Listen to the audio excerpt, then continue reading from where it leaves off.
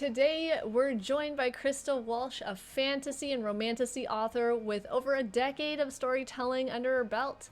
In this interview, we dive into her newest release, which contained the third installment in the Hour of Witches series, out today? Today. That's crazy. Congratulations. Oh, thank you. We're also chatting about her upcoming romantasy project, A Dream Shrouded in Fury, her creative process, and what it's really like sustaining a long-term indie author career through both triumphs and undoubtedly tough moments. Whether you're a fan of magical drama, swoony tension, or simply want a behind-the-scenes look at an author who's seen it all, maybe not all, but seen a lot, this A lot. is one you don't want to miss. So welcome, Krista Walsh. It's so good to have you here. Thank you for having me. I feel like it's a long time coming just to have a collaboration with you. Yes, about freaking I time. know, right? So let's start off with you telling us a little about yourself. So without using the words writer or author or books, tell us about yourself. Easy then. I'm a To reader. do. Uh, yeah, like I am Canadian. Born and bred Ontario as well. So that definitely has an influence, but mostly later in my career. Definitely not where I was just starting out.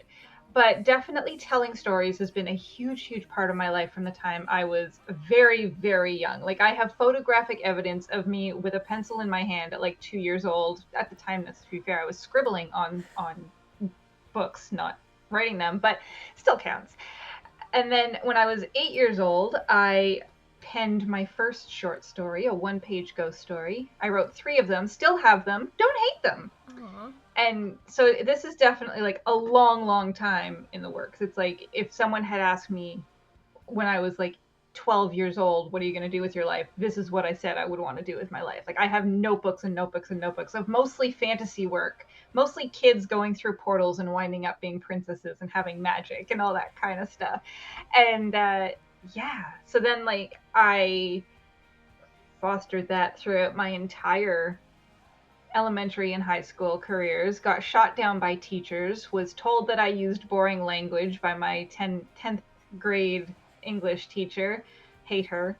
Not a fan of her. Um, and then made the mistake of going into English literature in university. If you have a passion for writing, please don't do that. It took me 4 years after university to get back into it, and then kind of it flourished from there a little bit. Published my first book in 2014. Started out looking in trad in 2013 and doing the whole query thing and all that kind of stuff until a buddy of mine was like, "Well, have you tried self-publishing?" It was a very, very different scene at the time. The stigma was still a lot heavier than it even is today, and it still exists today, but it was even steeper there. But he walked me through it step by step by step. I released a kind of test run anthology serial thing in October 2013, but my first novel in 2014.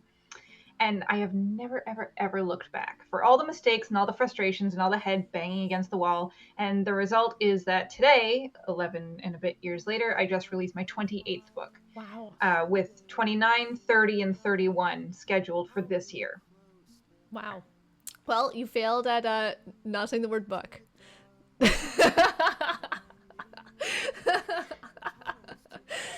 Technically, I think you said books. We'll have to rewind the tapes later. And I did notice at one point I'm like, oh, she did say novel. She said novel. Oh, but she said book. So what drew you to? I don't even know if you would be able to remember this. What drew you towards fantasy and romantasy? Yeah, and yeah, let's just start there. What started the muse?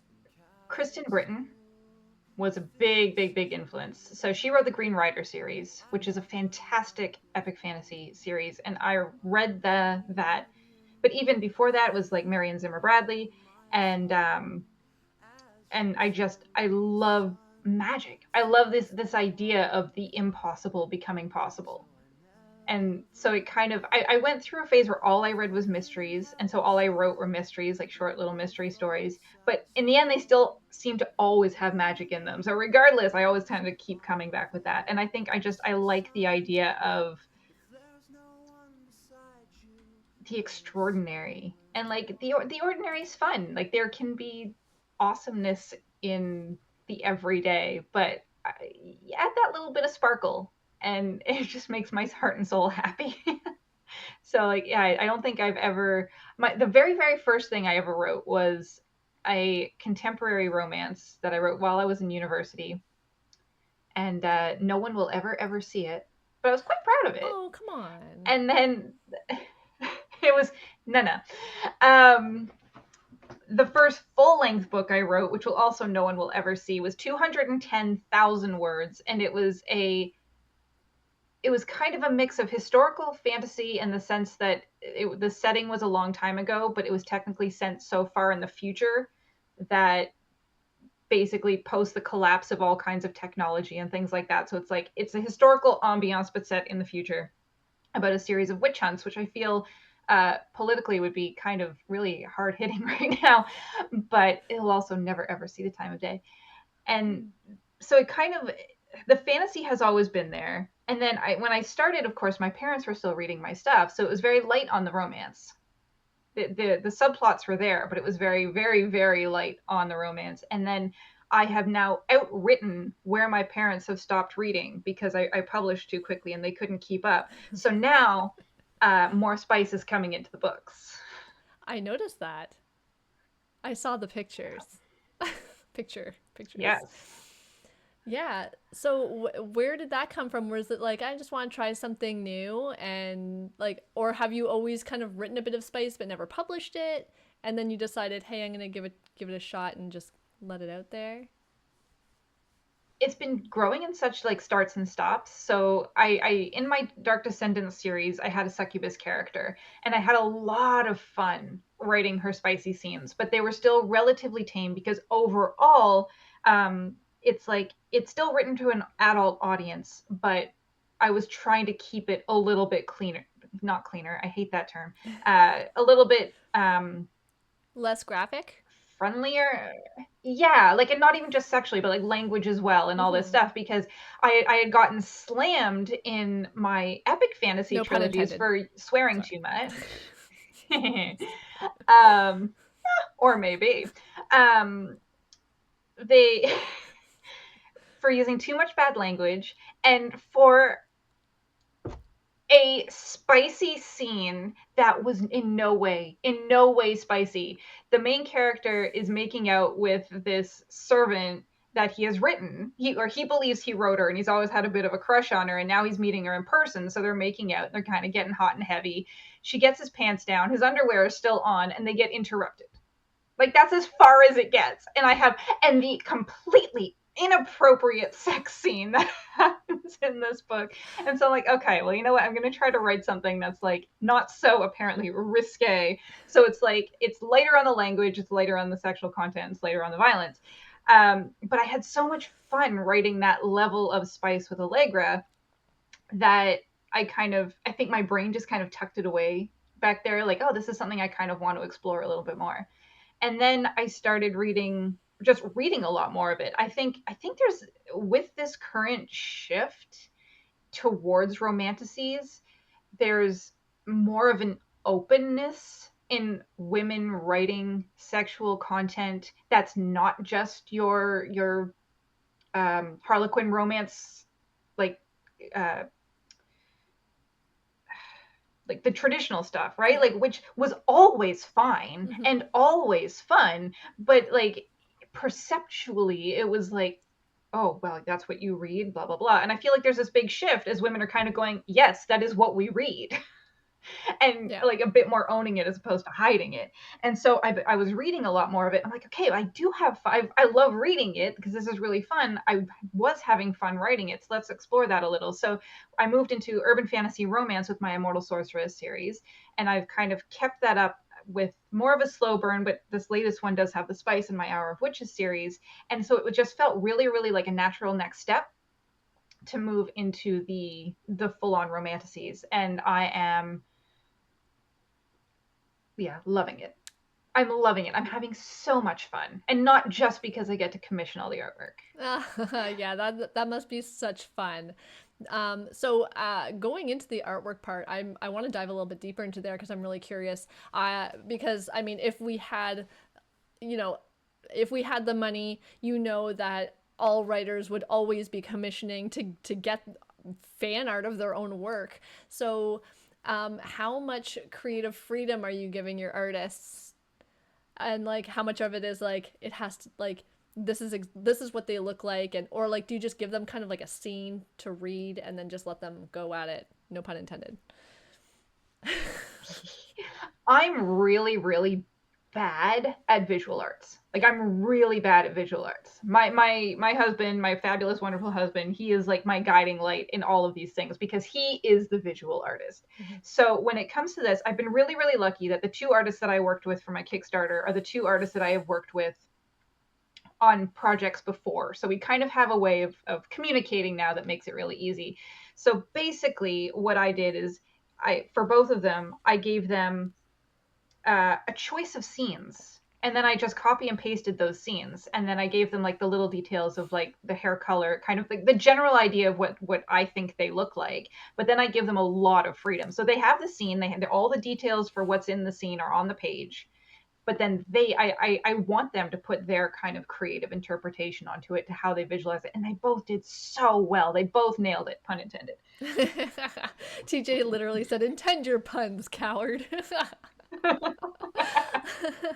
I was trying really hard not to laugh while you were talking there. No, I've seen the art on Instagram and it's fantastic. If you are not following Krista Walsh on Instagram, Krista Walsh author, go give them a follow and go give me a follow too, please, because I just started a new account. All right, so yes, go follow. Yeah. Oh man, I could talk forever about character art, but let's move forward. You mentioned that chatting with fellow authors is its own reward.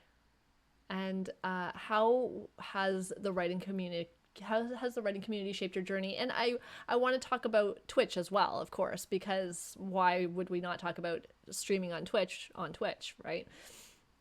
So how has like obviously you meet writers in the community, but also what has your impact been on Twitch as well? Yeah, so like I have all the positives to say about the writer community because this is a very solitary job. Like the bulk of it is a very, very solitary job, but it does not have to be done alone. And I think that's like a huge, huge thing to remember, is that nothing about this is a competitive job. Yeah. The only thing that's like competition is fighting for ranks if you're on Amazon. And even then, you know what actually helps with competition? Collaboration. This is a very, very, very collaborative job. And so much of it sucks. So much of it sucks. And it's hard and it's depressing and it's discouraging and it's disheartening. And so surrounding yourself with people who are going through all of that is the thing that gets you through those really awful, horrible, horrible days where you just want to throw in the towel and quit and go and get like the crappy job that just pays the bills. And so like here on Twitch, it's been amazing because I get to connect with like a whole bunch of folks who are either at all stages of the journey, which is a lot of fun. And I also have like communities that I've formed like through Facebook that we're now on Discord and all that stuff. And again, like I think the key thing is finding people at all the levels. So people who are just starting out and people who have been doing it longer than you, because you have things to learn, a lot of things to learn from both sides of things. And then a lot of people who are kind of right in your realm, because then you can experience these things together and make mistakes together and have that part of it be collaborative as well. Mm-hmm. But yeah, it's fantastic because one of my favorite parts of connecting with other authors and especially helping other authors is that it, like, the imposter syndrome is real, right? Like, again, 28 books, still feel like I don't know what I'm doing. So when I'm talking to people who are just starting out or have questions about it and I'm able to answer those questions, it makes me realize like, holy shit, I know what I'm doing. Like I'm not I'm not actually this complete noob wandering around poking at buttons wondering what the heck they do. Like, no, I've done this. I have encountered most scenarios, as crappy as some of them have been, and have not necessarily advice, but I have experience that I can share with you and you can take from it what you will. And yeah, I think that's my absolute favorite part. And Twitch has been a huge thing with that because I love answering questions. I love when people come on my stream and ask me questions about the process, or an industry question or something like that, because it's fun for me. I love talking shop. Yeah, and I am very guilty with just going into your stream like, hey, question.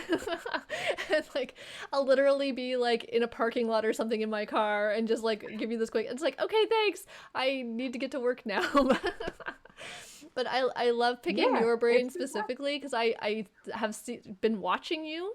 I'm a little bit of a fangirl of you, despite the fact that I haven't gotten my hands on any of your books yet. It's one of those, and it's one of those things where it's like I wish if I could quit my job and just read all day and write all night, I would be in heaven. Um, but yeah, so like I can see that you're doing what you're doing and you're good at it. Like clearly you're good at it because look at you. And like look at you, like you got all these books in the background. I'm pointing like you can see, and you're going to shows and you're on Twitch and you have your marketing Sunday. You've got everything going on. And yeah, so if you ever if you haven't hit up any of Krista Walsh's streams yet, daytime, do you have a set schedule for your streams? Yes. So normally I am Monday, Tuesday, Friday at 8:30 or 8:45 a.m. Eastern Standard Time, Mm-hmm. and then Thursdays 12:30 to 4:30 p.m. Nice. But that's going to be changing in September when my little one starts school, because then I'll have probably fewer days a week but longer streams. Yeah, that's awesome. Freedom. A lot of crying probably for the first week or two. It'll be a lot of randomly bursting into tears. You? You bursting Yeah. into tears? Aw. Oh, probably. I You're a burst into good tears all the mom. time. But yeah. I'm like, bye. Well, we've had her home, right? Because Chris and I both work from home, so she hasn't done daycare or anything like that. She's been Yeah. home, so it's going to be a big change. Yeah. I get it. It'll be fine. You'll be fine. Okay, and so you've been, as we have just been talking about, you've been publishing for over a decade. And what's one thing that you wish Krista today could tell Krista on day one? Everything about your book, contents aside, everything is a billboard. Everything. Your cover, your back matter, your title, your subtitle, all of it are billboards. Do not be precious with them. Do not get overly creative with them. They are a billboard. What is selling? What is popular in your genre? What indicates your genre? Do that.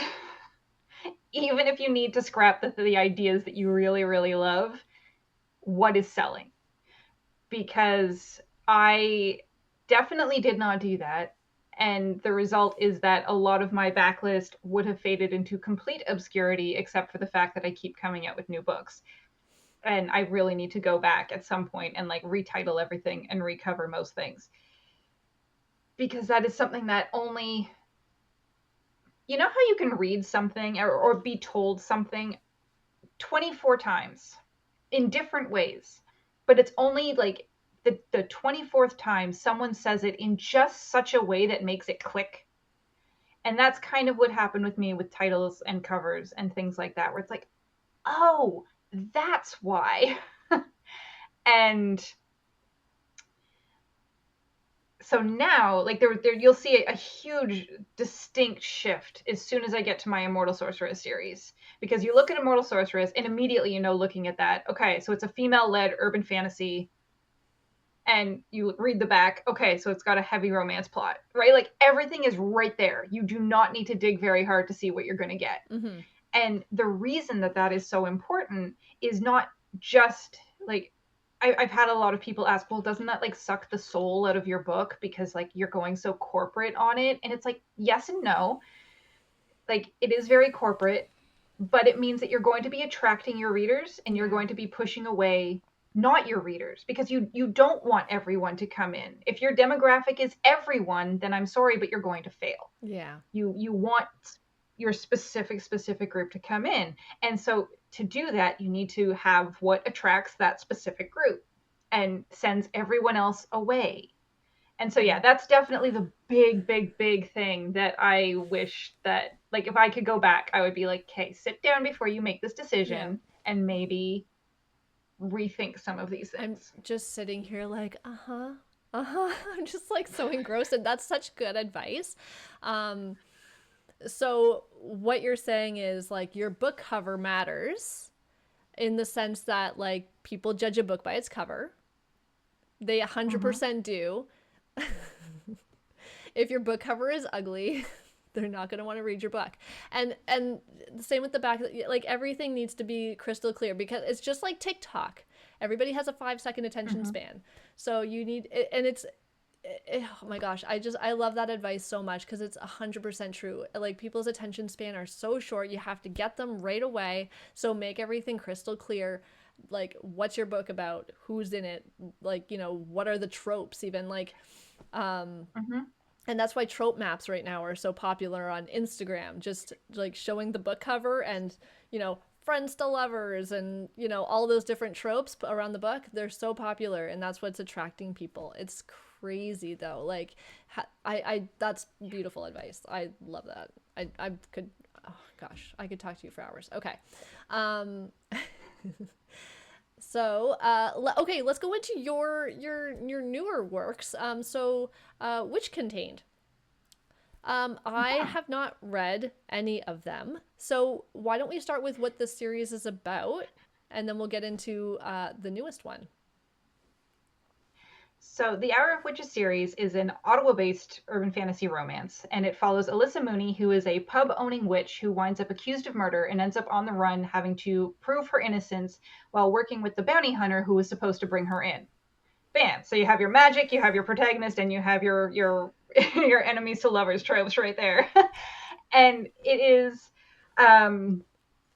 so fun. It is so fun. I have never written two characters that have been so easy to write as Trace and Alyssa. The chemistry between them was just like pure magic. The banter, the everything, and their entire relationship has like been such a smooth evolution that every single time I picked up a new book, because like when you step away from a book, especially in a series, there's always like this uncertainty and like apprehension about coming back into it, because you're like, well, is my voice changed? Am I going to be able to pick up like the threads from where I left off? And yet consistently 3 times in a row, it's right the first sentence. And immediately I'm in that mindset in that world. And it's wonderful because it's not all the time when I can say that it's that easy. But that's a personal thing for me. For the story, I love it because it gives me a chance to explore Ottawa in a different way, like with magic and all that kind of stuff.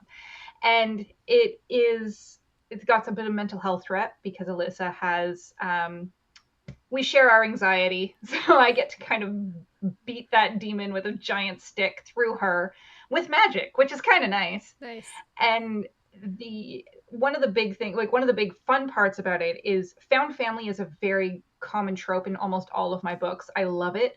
But the fun thing to play with here is that the Mooney family as a whole is incredibly strong. It's also matriarchal, which is fun. We learn in book 3 that the men actually are the ones who take the Mooney name. Nice. But it is it is a really strong knit family who are always ready to go and kick some butt if Alyssa's like, hey, I'm in trouble. And so like they have won, the family has won the entire series for most of my readers, which is, you know, wasn't the intention. And I'm kind of like, yeah, but what about the romantic relationship? Yeah, don't get that's fantastic, but I want to be a member of the family. I'm like, all right, cool, be a member of the family then, you're welcome. Yeah. And so yeah, that's been wonderful. It is a spin-off series from another trilogy that I had released, but since it technically takes place before those books, it makes it marketing it really tricky. Hmm. Right. And so book birthday, so which contained came out Yeah. today. I can't believe that. I'm like keep looking at the date. I'm like, wait, today? It's today? That's so cool. So happy book birthday. It's funny because we had a book birthday Thank you. on Tuesday as well. So it's really cool to see all these books coming out. So what can readers expect from this? Is it it's not the final, right? It's not the final. So book three closes off this story arc, but it definitely a lot of threads are left open. So they're getting 3 more books in 2026. Wow. That's amazing. That's fantastic. And so you said you have 29 books out right now? Was it 29? 28? 20. This is my 28th. Okay. Yes. So if you have someone like myself who has never read any of your books, where do you suggest I start? I just launched a new website, and it has Oh, this nice. really handy dandy blog post that breaks Ooh. down all of my series with like the blurb of what the series is about and the language, spice, and violence levels on them. So because now I have seven series out, so I feel like the answer is, where do your interests lie? If you like the more romance heavy stuff, then absolutely wait 2 months, because A Dream Shrouded in Fury comes out at the end of August. That's starting all of my romantasies. So Yeah. you're going to want to wait for those. In the meantime, something like Immortal Sorceress or The Hour of Witches is the way to go, because those are my urban fantasy romances. If you like more dragons and battles and war bears and an author in way over his head, you can start over at the epic fantasy, because I have 3 complete epic fantasy trilogies that are all tied in together into like a 9 book saga. If you like a little bit more mystery with your magic, I have Dark Descendants series. If you want something even grittier and like more thriller, political thriller, I have my Ghostmaker trilogy. So Wow. like there's it definitely comes down to like what kind of vibes do you like. So it's almost like, those really fun internet quizzes. I need to build one Yeah. of those. I was gonna say, like, it sounds like you need to have like a module on your website that's like, what do I read next? That's really cool. That's I hope one day to have such a long answer like that when someone says which one You should I start with. will. You will. But no, that's awesome. I did go on Audible, and I know that you had like at least one audiobook. I think there's like a few of them in there. Four? Yeah. So audiobooks are Yeah, there's how I'm able to consume books. So I went on Audible and I grabbed one. I believe one of our viewers, M, had suggested it. Ever Song? Even Song. Even Yes, Song. that is the 2014 debut OG. book. The OG book. And that's the Yep. one that they suggested. So I was like, okay. So I got that one through Audible. So I will definitely be, after Phantasma's over, Yay. I will be reading or listening to that Oh, one, consuming. I Uh, just finished that one. That one's really good. nice. Yeah, I mean, I saw that it won awards, so I couldn't help myself. All right. So, A Dream Shrouded in Fury. I can't say that fast. A Dream Shrouded in Fury is coming out this summer. Do you have a date, launch date for that one? August 28th. It is now up. It is officially up for pre-order now for Oh, August 28th. awesome. Okay, you have to drop like a whole bunch of links after this.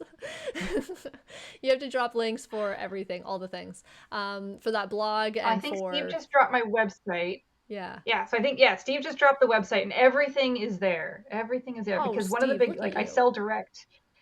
Um, I sell direct on my website. So all of the ebooks that are up and available across major retailers are all also available direct. So it's a handy dandy place to start. Yeah. And it's a lot better and a lot more you provide a lot more support to your favorite author by buying right from their website, by the way, guys. So hint hint, Yes. nudge nudge. Okay, so can you tease us a little bit about what to expect from A Dream Shrouded in Fury? It is. vampire and fae forbidden love romance. And it is, she saves him, and of course later he saves her. There's a lot of touch her and die. There's a lot of I will stand up to my family for you. There's a lot of outdoor spice, self-sacrifice on both sides, some betrayal, a lot of personal trauma on both sides, but mostly on his. He is tormented and tortured. A musician Of course. turned Fey rebel, and uh, it was a challenge to write that one. Both characters fought me really, like how I was just talking about. Trace and Alyssa were so easy. Kala and JL were not. They were both keeping a lot of secrets from me and holding a lot back. And it actually took Deathsworn, who's in the chat, help to get some of the final motivations smoothed out. And so yeah, it's very, very grateful to them for helping me with that. But the final result is a lot of passion, a lot of headbutting, a lot of just, it's a lot of goodness. It is a companion story to the main romantasy book, A Hunt Bound in Blood, which is the one that I had my huge Kickstarter for recently. That kind of blew up and was a wild success, more than I anticipated. And so that book is coming out in the fall. This one was supposed to be a 15,000 word companion novella and is now a full length 55,000 word novel. Nice. But yeah, so that one is coming out early to kind of sort of my romantasy debut before the actual main book in the series comes out in the fall. Nice. That's awesome. And your Kickstarter, I saw it happening on social media. It was like the Kickstarter is starting, and then you're like, it was blown out of the water. Like it just like. So what was the goal, and then what was the final number? Because I know that it was big, but it was big. So the thing with Kickstarter, right, is that your funding goal should always be the floor, not the ceiling. So you want it to be the lowest possible amount. So in USD, it's the standard is 500. And so to convert that to Canadian, I put it at about 750. Yeah. So that was my goal, was $750. It took me 16 minutes to fund. Cool. My that would be nice goal was $1,500, and we got that on day 2. Wow. This would be like incredible, like the dream goal was $6,000. We passed that on day 5. Oh my gosh, that is I'm getting goosebumps. And the final figure of that $750 goal was $16,400. No freaking way. Oh my gosh, I think I missed the final number. Holy. It was insanity. I had a bit of a mental breakdown around 8,500, because I feel like this is actually a thing that a lot of people I don't think know. And this is something that I have had, I thought that I was getting the hang of, and apparently not. People tend to have a money cap in their brains of like how much they think they're worth, or how much they think their work is kind of worth, and it's not necessarily a conscious number. Yeah. Mine was apparently $8,500, because when I passed that, I had a full-on panic attack. Yeah. And I did not know how to process the fact that I was like about to cross over into 5 figures on this one thing alone. And once I passed 10, strangely, after that, it was almost like a game. Yeah. Because it was like, well, how far can I go? Can I get to 15? Can I get to, right? And it was a lot of fun. It was a great experience. I loved it. There are things, obviously, I will do differently next time, because my initial thing was, I'm not doing a bells and whistles Kickstarter. Everyone's doing special edition campaigns. I just want to launch the book, period. Yeah. But it was going so well, and that it, yeah, right. I'm like, okay, well, I kind of want the pretty sparklies on it, and if I can, because now it's funded that much, let's just see how we can. So now, like, I don't have a proof copy yet with all the foiling, because it wasn't in the initial plan. So like, there are things I would do differently, but I loved it. I loved the experience of it, and it was exciting. I do not. The hard part now is going to be setting myself back to baseline, and for the next Kickstarter, the goal is going to again be $750. Yeah. And like, erase how well that first one did and not compare to it, because Yeah. no two campaigns are the same. No. And like, how disheartening would it be if you're like, oh yeah, I'm gonna get 16,000 again, and then you get like, 2,000, and you're like, oh, okay, well. So Exactly. yeah, that Because there are lots of external, set your like, bar low, and then you'll never be disappointed. That's kind of how I live my life. exactly. Yeah. Oh my gosh. So it must be so much fun to think like, oh, the things that I can do with this now. Like, so you were saying like gold foiling and all this stuff, but like, don't you still have like a ton of stuff left? Like, you're gonna have to like just buy everyone a puppy, and like with your book you get a Labrador, and like what do you do? Like, so is all of that going into that one book, or like how is that? Uh, yeah. So I had the art prints. So Right. I think I have like 6 pieces of art that I just need to order, and then that's going to be packaged up and sent. um, but yeah, the hardback only is going to have foiling, sprayed edges, and end papers, which is still fairly basic compared to like some of the special editions out there. Yeah. And then the paperback will have sprayed edges. So that one should be fairly straightforward. And then, but yeah, so it will be very pretty. Yeah. And then all the art will kind of go. Yeah. I The art's a found a big one. bloodbath mat. Yes, I'm really excited to see it. I know that the artists are excited to see it. I had bookmarks done. So one of the artists that worked with me, she fell in love with the characters so much that she actually did fan art of him. But of course, I fell in love with the fan art, and Yeah. so I paid for it. And now it's the bookmark that I'm getting foiled, and so she's Oh. really, really, really excited to see the foiled bookmark now that it's done. Um, but yeah, so I already have, and then I have another NSFW piece from the same artist that did the last one for A Dream Shrouded in Fury, which is one of the stretch goals. So that one is booked for July. Oh no, August. That's coming up shortly. Mm-hmm. Oh my I'm gosh. excited. What a fun summer. What a fun summer. That's Yeah. fantastic. I'm really happy for you. That makes me so happy inside. Okay, so let's go into some of your writing process. Or so out of the 28 books you have out so far, I mean, okay, you've already written like more. So what kind of protagonists do you love to write? If they don't have sarcasm, I struggle to get to know them. I have absolute evidence of this because of how much I struggled to write my Naya's trilogy, which in the end, I love the end product, but Naya is very sweet. And I love her. She is sweet. Like, or I just said that, but she is precious. I just Mm-hmm. want to bundle her up and like protect her, but I really struggle to get to know her.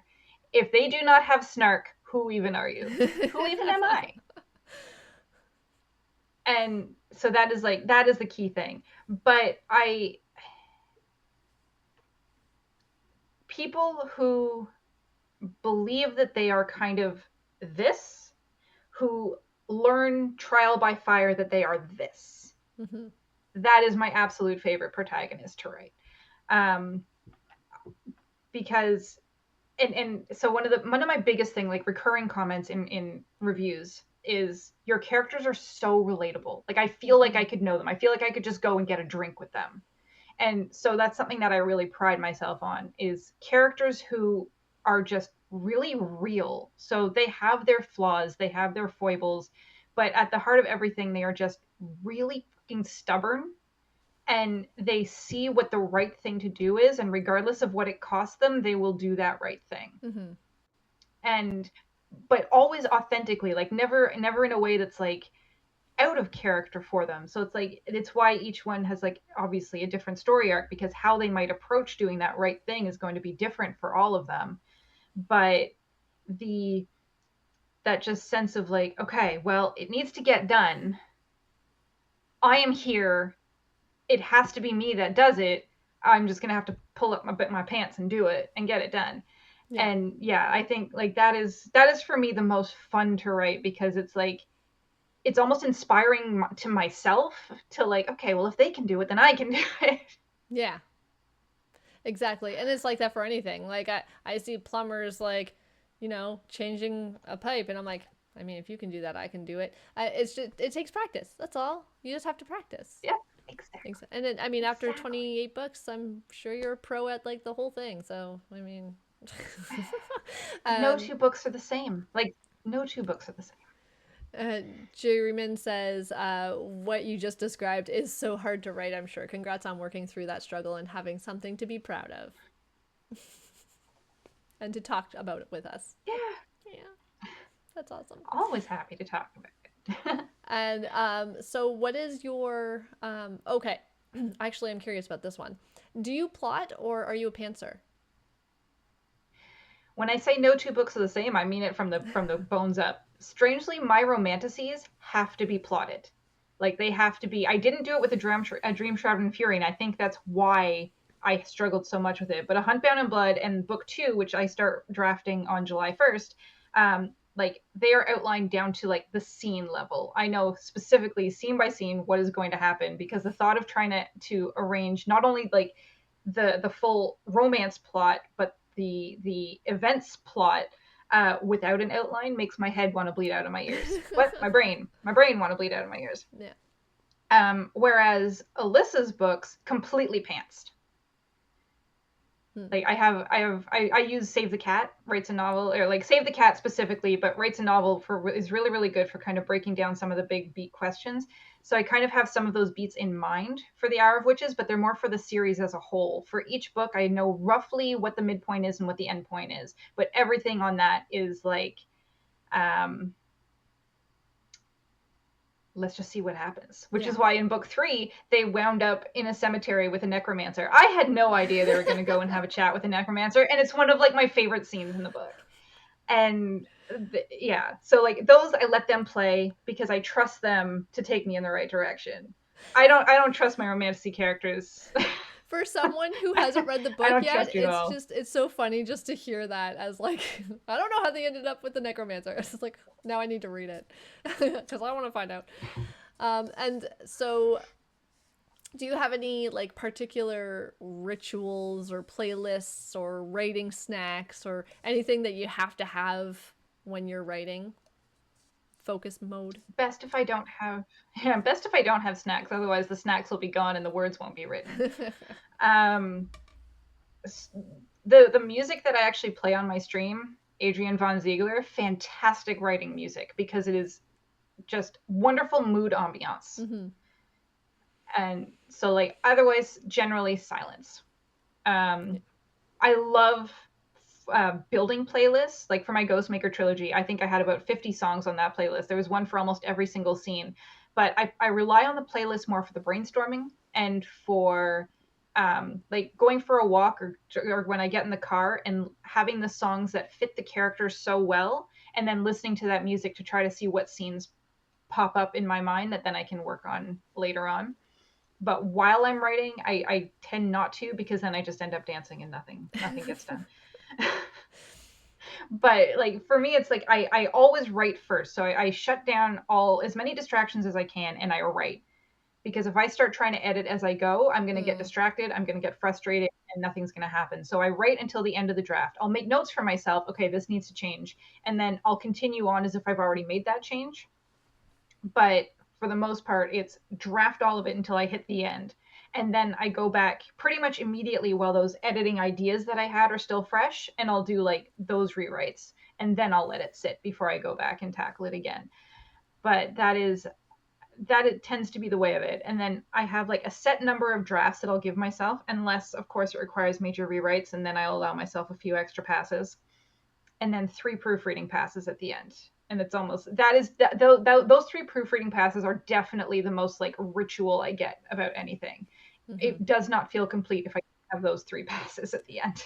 Right. And I'm actually getting into this feel where I don't feel like my book is completed until I've read it out loud. And I'm even finding reading it Mhm. out loud to like on stream is like I'm able to catch things a lot easier knowing that someone's listening to me and I'm doing it out loud.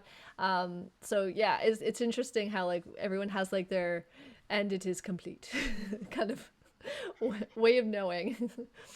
And Absolutely. But you need something, because yeah. the urge to nitpick and nitpick and nitpick and nitpick and nitpick, Aki trousers, Yeah. will always, uh, yeah. You need to have the end point. Something set in stone that's like, I cannot go past this point. I think that for me is when I send it out to the editor and then it comes back, I'm like, okay, I get one more pass. And like that's like my self-discipline.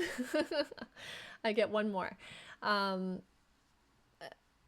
okay, how is everybody doing in chat here? What's Ocu trousers? What is that? It's one of my favorite stories. They they had occupants, or no, they were it was the hang on. The book was pants, but it was being translated into a British audience. But they went and they just searched and replaced pants, and OcuTrousers made it through, and it made it to print because they didn't do a final pass. And it will forever always just make me dissolve into a fit of giggles every single time I hear the story about the OcuTrousers. Oh my gosh, that's fantastic. Oh, no, I do not trust that find and replace at all, ever. No. I will manually do it. Like, I'll do find and replace, but I will always go next. Yeah, Never replace no, all. never. Never replace all. That's another editing tip for you guys. All right. So,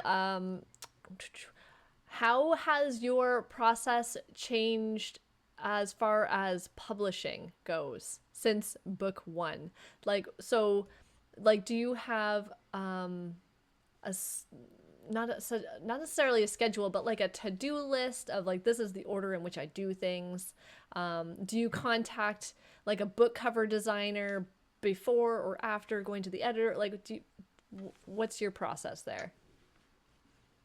Oh gosh, there's so many steps. I know. I,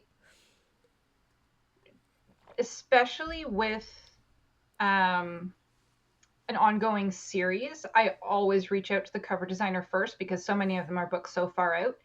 So, like, I have covers for 4, 5, and 6 of which is booked for October, November, and December of this year, which that's a good thing to remember. Mm-hmm.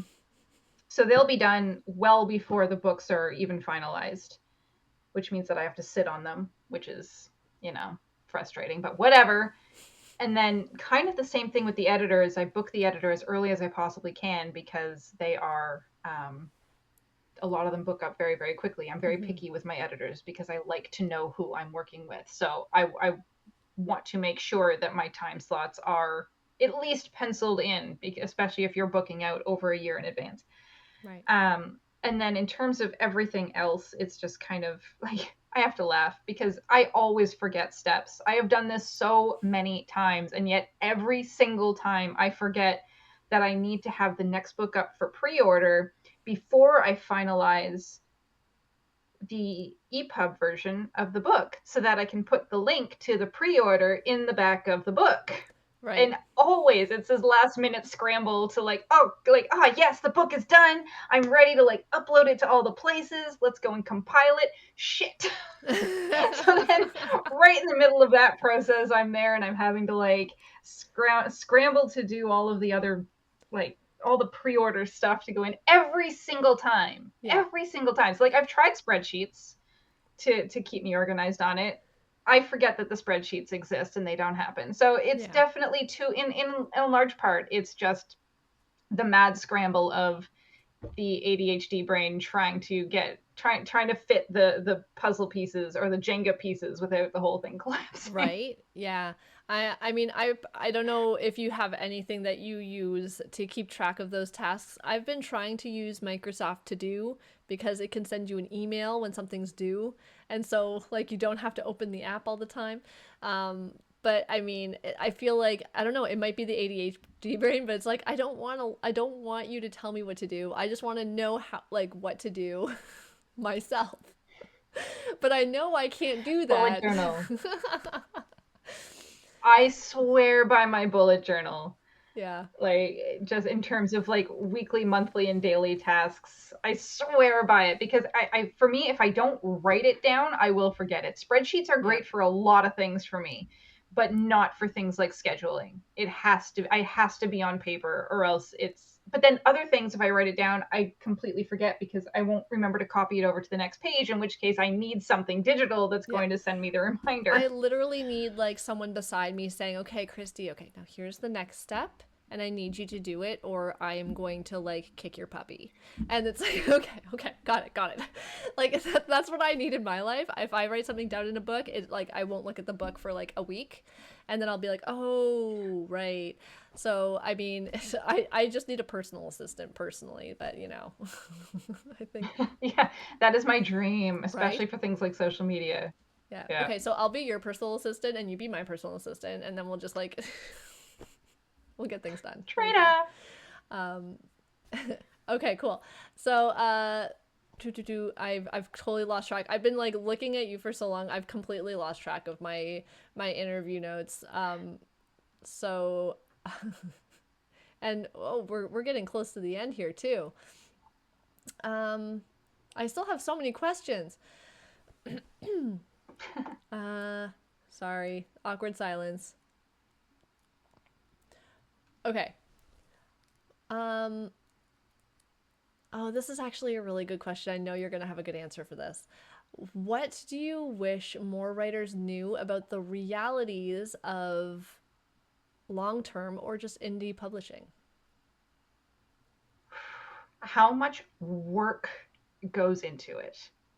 Um, how much, especially for the people who are taking it seriously as a career. So not the folks who are just, I wrote a book, and I'm gonna release it because I can. Like Mm-hmm. the people who are like, this is what I want to do with my life. This is my dream. I am going to do everything that I can to make it. If you were to put my book next to a trad pub book in a similar genre, you would not be able to tell them apart. Yeah. Like that is my, like, for those of us where that is the goal, how much work that is, and money. Yeah. But how much work that is, because I do easily, like, including critique partner, beta editor, and my proofreads, like at least 12 to 16 passes per book. Like that's hundreds of hours Yeah. of reading and editing and being painstaking with sentences and story structure, and reading it and then having to scrap. I have scrapped, like, just with A Dream Shrouded in Fury, I scrapped 75% of that book 3 times because it Oh, was not jeez. working.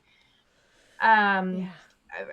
I had Cairn Fire, which is the third book of my Nyas trilogy. I cut 25 to 30,000 words out of that one because the first 7 chapters or something were not working. Like hours and hours. And if we charged minimum wage for the number of hours that we put into each book, these books would not be valuable. Yeah. And so then when you hear people being like, well, is your book free? Or like, what do you mean your book is $6.99? Isn't that a little bit expensive? You're just like, well, You know what? you know, Let me like, tell you. I, Yeah. yeah. And I feel like, and the other thing that I feel like a lot of people don't necessarily know about indie is often the double standard, um, that even, let's say, Amazon shows between indie and TradPub. Because if you are TradPub, you can be in Kindle Unlimited but not be exclusive to Amazon. Whereas if you are an indie publisher, you have to be exclusive to Amazon to be in Kindle Unlimited. Mm-hmm. If you are a TradPub, you can price your ebooks at whatever you want, which is why you see ebooks at $14.99. As an indie author, if you go above the $9.99 price point on Amazon, they drop you from 70% to 35% royalties. Same thing if you drop below $2.99. So like there's definitely a lot of areas where we are fighting against a tide. And even though the stigma has shifted a lot, like significantly, I now have readers coming up saying, oh, you're indie published, which is amazing, because when I started it was, oh, you're self-published. Mm-hmm. um, And so like that the language has shifted, the mentality has shifted, but it is, the stigma still exists, which I think is ridiculous. Chris and I talk about this all the time. When you look at indie film, there are full award ceremonies for indie films. Mm-hmm. Indie musicians, people don't look down at indie musicians. They have awards for those too. So why Yeah. is it with indie authors it's like, oh, you've done it yourself? Yeah. And right, like it is very, very frustrating. And so like Yeah. I've changed my language around it too, where I just say like, yes, I am a very proud indie author where I get 100% control over my work. Yeah. And it doesn't, and it's not just And with like with indie publishing, it's not just you. You need like a village of people, so like not just like working on the book with you, but you need support and a writing community. And it you didn't even touch on marketing yet. Like, like you were talking about all the work in making the book, and like don't even get us started on like marketing the bloody thing. Yeah. which although that is a lot of things, especially people like new authors who are debating whether to go indie or trad. That's a lot of thing. That's a thing that not a lot of people know, is that unless you're a huge name with trad, the onus of marketing is more and more falling on the author to do anyway, Yeah. regardless of how you publish. So it's like, Yeah. surprise, you can't get away from it. Yeah. Oh my gosh, it's brutal. Um, I mean, and I know you do a lot of shows too. So how many shows do you go to, do you think, a year? I'm kind of getting back into them a little bit. Mm-hmm. Obviously, COVID stopped a lot of things. Um, this year I had, I want to say 6, which I feel like is a good amount. I don't want to do too many because I love them. I really genuinely enjoy them, but they're also exhausting. Mm-hmm. So to do too many of them either close together, or, but it means that I need the recovery time afterwards. So like I would, obviously my priority has to be production. But I feel like I have, the spring is good, and then in the fall I have another 2, maybe 3 more coming up. And so it's like that's kind of a nice balance because it means I don't need to travel a lot in the summer, and then I refuse to book any over the winter because uh have car will not travel. Yeah. I, Yeah. no, no. Nice. I'm getting into the show world. I'm going to my first one in September, so I'm super stoked. I'm super Yeah, stoked that's to be huge. exhausted. Congratulations. Thanks. Yeah, I'm Yes. going to be poor at the end because I know I'm not getting my money back, but it's a great networking opportunity You to. don't know that. You Um, don't know that. I don't have like I have 2 books out. I That doesn't matter. it does Depends. It matter. depends what your event is and how. Yeah, If your demographic is there and your table setup is pro, yeah. I have made my table back with 1 or 2 books. I think you got this. I have told my chat that they have to design my table for me because I'm not creative. So I'm like, okay, go.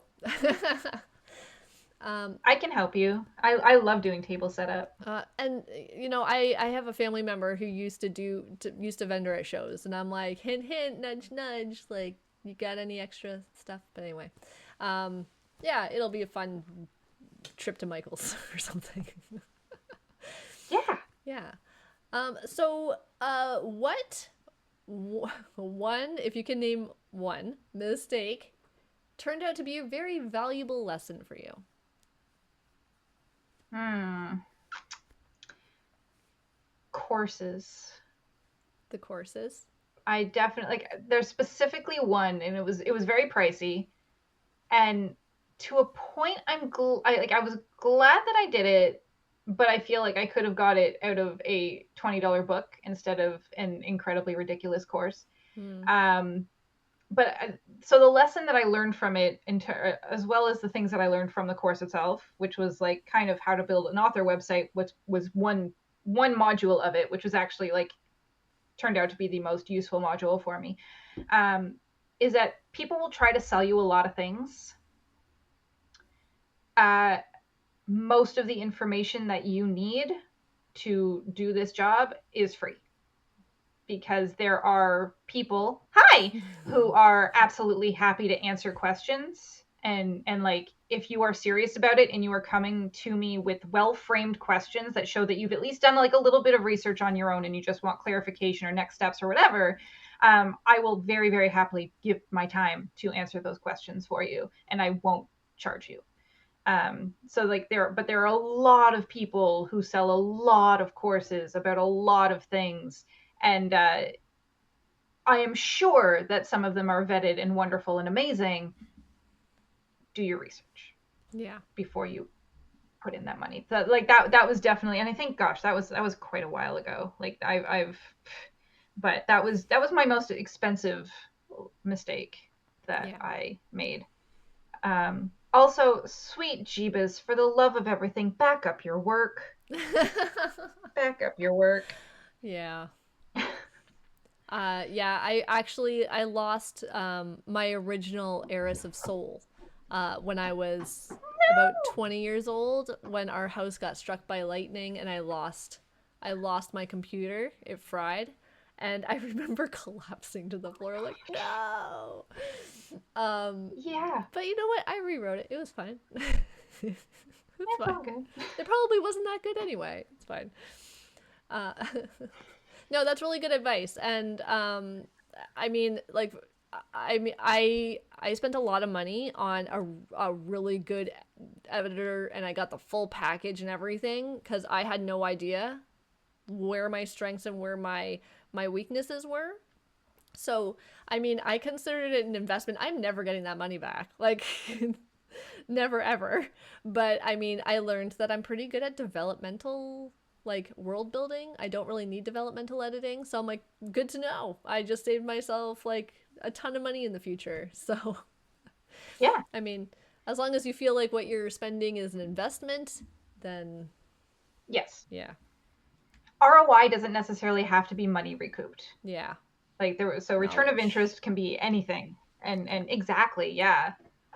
Yeah. Hopefully, I got my money's worth in knowledge. I really hope I did. And uh, this is a good one. Okay, so you have a lot of different worlds. If you Mm-hmm. could live or visit one of them, which one would it be? Hmm.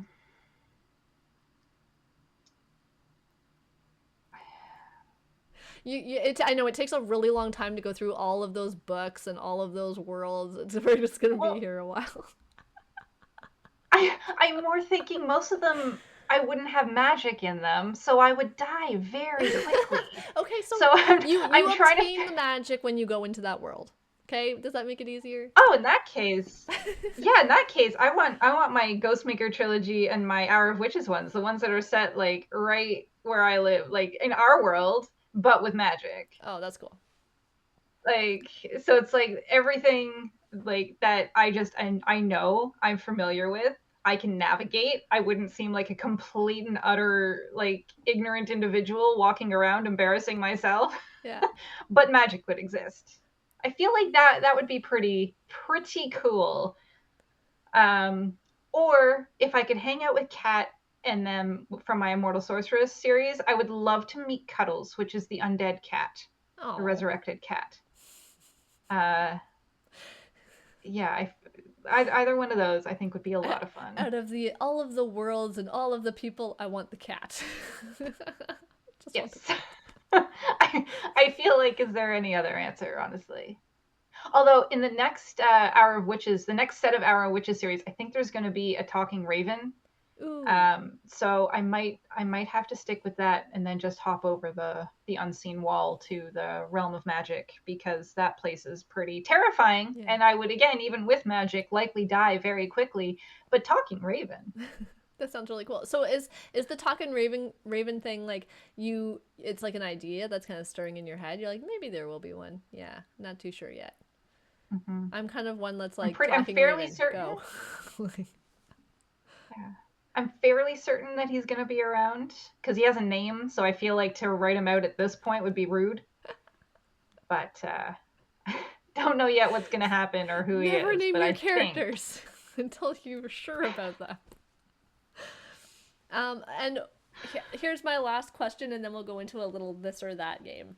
What's one the original question was what's one fantasy trope, but I'm just gonna go all around trope. What's one trope you'll never get tired of? Found family. Yeah. Yeah. Like there's a lot of romance tropes that I love.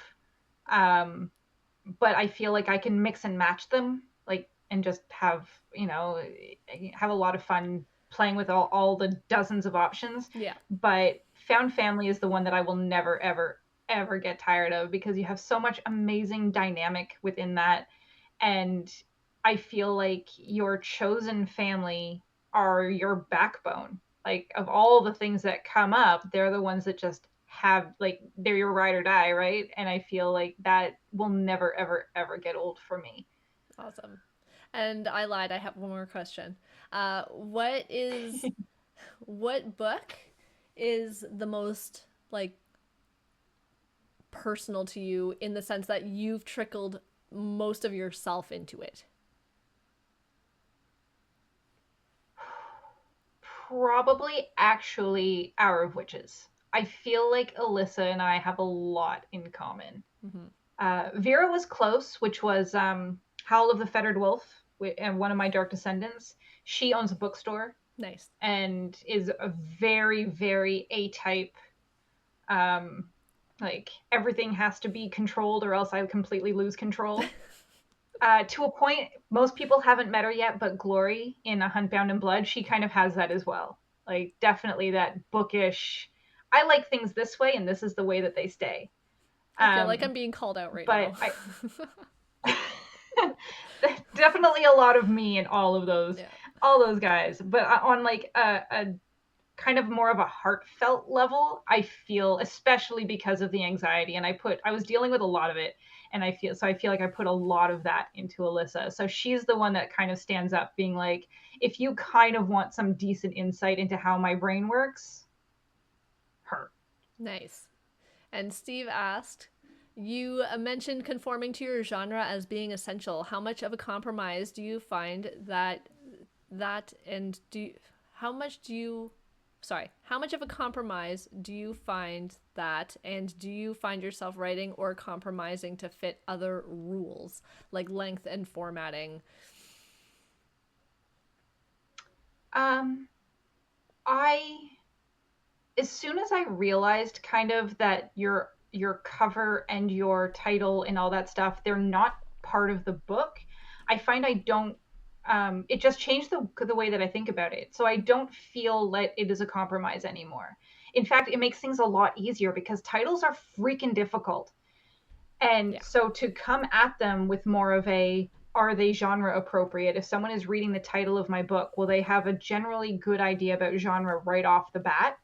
um, Makes it kind of a lot, like, they're still hard, but it makes it a lot easier because at least then you have a focus point of what you're aiming for. Mm-hmm. And it's kind of the same thing with cover. Again, I'm horrible at visual arts. So for me to be like, okay, I don't know what I would do, but these are what all the best selling authors in the genre will do. So I'm going to be like something like that. And Yeah. it makes it a lot easier for my cover designer than me trying to like spout off things that I don't understand. Um, for the rest of it though, I don't like, so there's like a huge debate, right, between writing for love and writing for money. And there, people tend to think a lot in like in terms of duality between the two things, but there really doesn't have to be. So I don't find that like that I feel like I compromise. Oh, hello, Spicy. How are you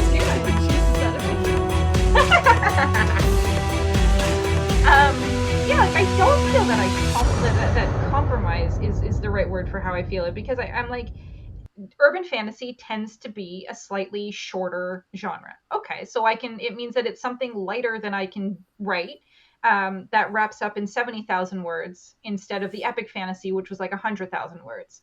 Whereas with the romantasy, there's a lot of play because some of them are really short, but because I'm doing interconnected standalones, I have that flexibility. So A Hunt Bound in Blood is 140,000 words, and it still fits because there is a lot of flex. But to a point, I also believe that you need to let the story develop in its own way. So I won't cut the story short just to fit some kind of like established length. I also won't write more than it has to be to hit an established length. And I'm just going to let the story evolve as it naturally would, and it'll wind up when it does, usually longer than it should be. Um, but yeah, and in terms of like, uh, and then and what was the other part? In terms of format, yeah, like same thing in format. I kind of just do like I can't do audio because especially here in Canada, the conversion rate of cost between USD to CAD to try to do audio it makes me weep. Yeah. It makes me sob like a little itty bitty child. So it's just not feasible for me right now. So even though I would love to do audio, I cannot do it. So yeah, so it's all for me. It's all about uh, finding that where the Venn diagram meets in the middle between writing for love and writing for money, and finding that little place that's just mine, that's still going to be marketable to the people who love those things, but mine enough that if someone reads it, they'll be like, this is what I love about a Krista Walsh book, Mm-hmm. and not hate myself while I'm writing it. I have written books that I have hated, and I could not do that as for a living. Yeah. Like I have to love what I am working on, even if sometimes I hate what I'm working on. That part's part of the process, but there's a difference between I hate what like and ugh, and I hate writing the ones that make me go ugh. That was fantastic. Thank you for that. Oh, okay, so we're gonna get started on a this or that. I have a huge list, but I'm going to just go through here really quick. So this or that. Epic stakes or an emotional slow burn? Emotional stillburn. Snowburn. What? Apparently the heat wave is just It's messing with the brain. it's getting late. Emotional slow burn. It's getting late. um, Enemies to lovers or fated mates? I'm sorry, I'm laughing because you're like just closing your eyes, really thinking about this.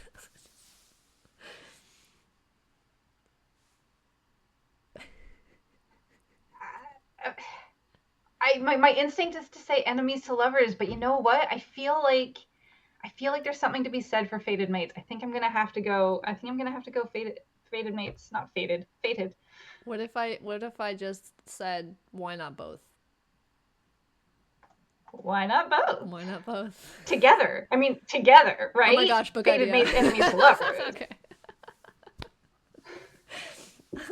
I think that's rejected mates. Rejected mates. Oh my gosh. Magic with rules or chaotic magic? I think I already know the answer to this. Yeah, magic with rules. Yeah. Yeah. Hmm. Uh. Um. Tea or coffee? Tea. Interesting. Okay. What's better? First drafts or final edits? Final edits. Really? I like the first draft. I love editing. I love editing. Like I would actually say like second or third draft is my favorite, where I'm like butchering the first draft and then like patching it back together. That's my favorite part. But there's something very head massagey about final draft. The end is nigh. Um, reader tears or reader swoons? Oh man, I would love like I'm going to say reader swoons. Um, However, but I feel like I have evoked more tears than I have swoons. But I'm aiming to change that with the romantasies. it's like that episode of Friends where Monica wants to write the speech that makes everyone cry. Yes. This is the book. I'm gonna make everyone cry. I'll make myself cry. Oh my gosh. Far too often, right? Yep. Early morning writing session or nighttime? Early morning. Character driven or plot driven? Character. Ooh. Satisfying closure or cliffhanger? Satisfying closure with, if need be, loose threads. But no, yeah, it's definitely end the book, end the book. It all goes with the rule following and be it's all part of that typing. Um, we've already discussed that. I already know the answer. Writing for yourself or writing with your readers in mind? I usually write for myself. I might edit with readers in mind. So selfish. Just kidding.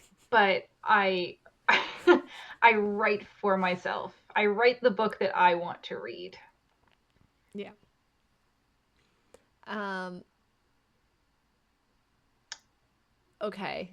I had to read this one twice. Fantasy with a romantic core or romance with a fantasy edge?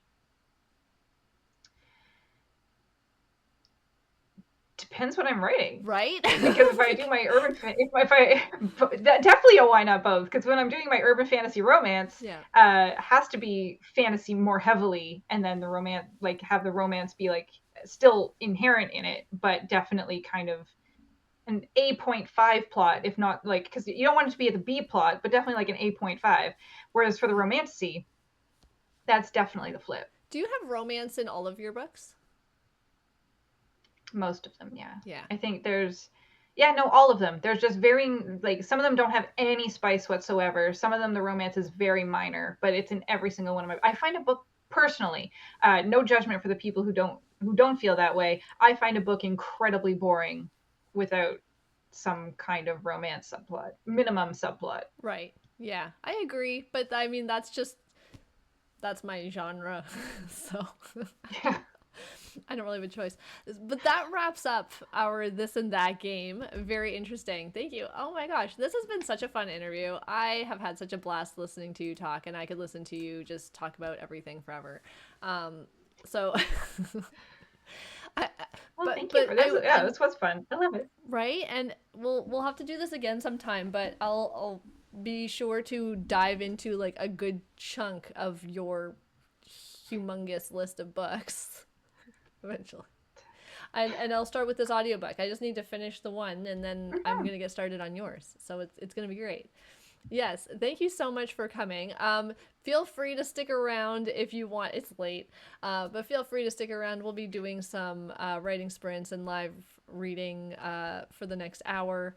But yeah, and this interview will be available on YouTube in the next day or two. But you stay tuned for that. It will be on my YouTube channel at author Christy. But Krista, you will also be able to download a copy of it as well. So you'll have it for yourself. Brilliant. Then it'll also be on my YouTube. That'll link to your YouTube, and it will all be on YouTube. Perfect. And is your YouTube at Krista Walsh author as well? Oh gosh, I don't know. I think so. I don't know. It's mostly old book trailers that I haven't done a lot with. Yeah. No, I get it. Oh, do you do book trailers? Not. I did one for my Kickstarter that I was actually quite proud of. Chris has helped me make a few, but I don't do them for every single one because I don't find that the ROI on them is terribly high for the amount of work that goes. Yeah. Oh, I agree. I was just wondering. I'm not going back into interview mode. We're gonna wrap up. I still have so many questions. We're gonna wrap up for tonight. But thank you so much for coming, and good luck with the book launch today. We're gonna drop some links into the chat. Don't forget. Send everyone to your everything, just everywhere. I already have Instagram, TikTok, Facebook, and your website up on the overlay there. So perfect. Go buy some books, folks. It's launch day. It is launch day. And they're good. They're really good. They're fun. Yes. All right, awesome. Thank you so much, Krista, and we'll see you on Thank Twitch. you. All right, sounds good. Have a great night. Yes, you too. Bye.